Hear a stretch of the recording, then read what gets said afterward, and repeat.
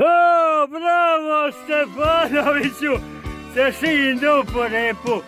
Majko ti Božju. O, pašu od ovega. Majko, već i to. Čekaj, i vam bi bila spala, gledaj. Kako se malo držala, a? Jutros mi je jedna još veća. Spala, moram se, stresam se od muki.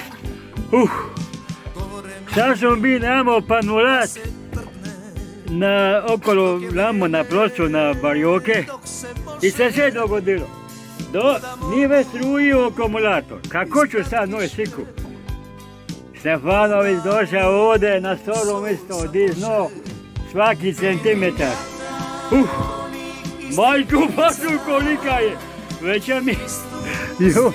Majku Božju. Čao. Ao, moje oružje. Ao, moje oružje. Olovo, viš. Jer pa hoće dole da je bliži olova. A ovo je ovo. Ljudi, skoro bi mi bilo evo ispala, opet da sam je čapo. A normalno kad nema sportersko, isto dobro mi je ova rekla. Majku ti Božju, aha, jonde, kako igra.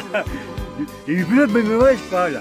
Opet da sam je diga, i će sam je čapa rukom, ali ko će to čapa rukom, to je, ko će to? To je telešo, piško materijalno. Telešo ne može pavo rukom, bez portela ne možeš. Ljudi Stefanoviću, bravo Stefanoviću, piškom. Doni su novega za ribu, buta unutra, sad će polo ko boldu, neka ovi ne vididu. Gladno oca.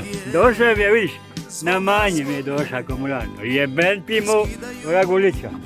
A ovo se napravi za ovo panulata, za ovo ne ovo još šop. Ovo je šop 1,80 m, makina teška, ne boji ova. A ova makina lipo radakna, šop je bi 2 metra i osam ga skroti na metar. Sad samo da mi je malo ovo mekši. I boga ćeo to odvelo. Ali dola je pekode i govala.